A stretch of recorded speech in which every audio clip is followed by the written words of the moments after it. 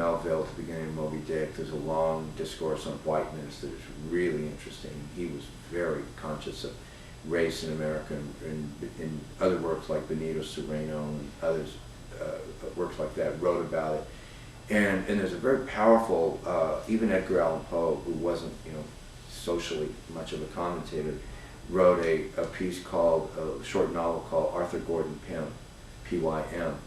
And there's this one scene where these people are floating in a little boat into this white fog, where they're just totally encompassed by whiteness. And this idea of whiteness as a blank screen, obfuscation, keeping everything else away. I think that has been the reality for the privileged class in America. There's in effect, a kind of blindedness by whiteness, and this is what these writers in the early 19th century in America feared would happen. Establish an identification or characteristics of a white guy, but I can't. I can tell you what is perceived and what's been widely accepted, but when it comes to how is a white person supposed to act, well, I guess you're supposed to act like a Christian, like a heterosexual. You're supposed to act like a middle class person, and you're supposed to be, somewhat ignorant of minorities. And knowing you, as long as I have, you don't fit that mold. But yet, nonetheless, you're still white.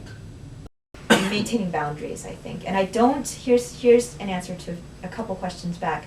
I don't think that anything's going to change, really, until, even with ethnic studies classes, things are not going to change unless people of color and white people are able to talk, to some extent, honestly, with each other.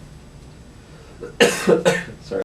If one is a decent person, I think that attempt to kind of shed that internalized racist training is kind of an ongoing, lifelong project. So that's how it affects, racism affects me in that it protects me and gives me things.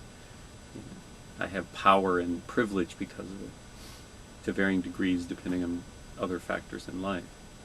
But it also puts on you then a burden to constantly kind of check yourself and be accountable in certain ways. And I think if one takes that seriously, it really doesn't ever end in your life. Just as you think you've got every little bit of it figured out and cleaned up, well, it tends to be the case that some other aspect kind of slips right out, kind of bites you in the butt, and then you have to go, oh, okay, so here's another level that I wasn't aware of before. And that's life. But that's life on almost every aspect of, trying to figure out how to live with other people. If you're a man and you think, I was raised to be sexist, but now I've got that under control, and sure enough, about the time you think you've got everything figured out, it's almost guaranteed you will,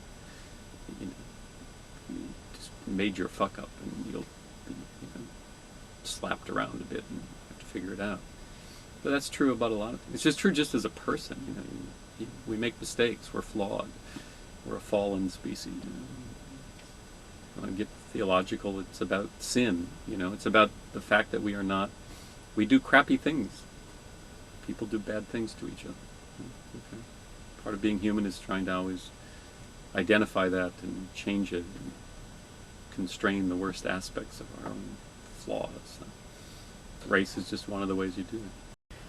I'd like to see whiteness become a minority, absolutely. I'd like to really see these categories disappear altogether, and much more nuanced responses of one human being to another.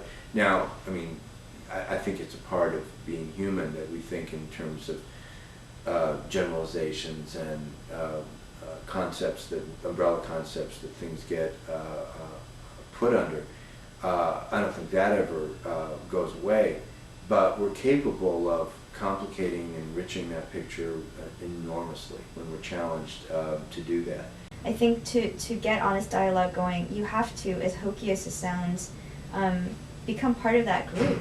Make friends, talk, and then, education. Okay. Education and making friends.